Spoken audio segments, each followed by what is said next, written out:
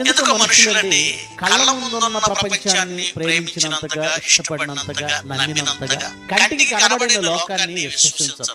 యేసుక్రీస్తును అంగీకరిస్తున్నాం అనుకున్న క్రైస్తవులు కూడా నమ్ముతున్నామని మాట వరుసకు చెబుతున్నారు తప్ప క్రైస్తవుల విశ్వాసమంతా కూడా ఈ భూమి మీద మట్టుకు మాత్రమే ఉంది.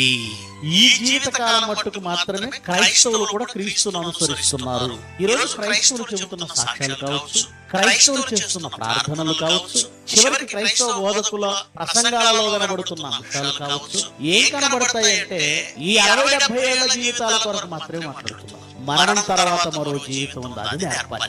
మరణం తర్వాత మరో లోకం ఉంది, అక్కడికి వెళ్ళాలి. చెప్పాలంటే అతి శాశ్వతం, ఇది అశాశ్వతం. కానీ క్రైస్తవులుగా మనం దేనిపై ఆశ పెంచుకున్నాం?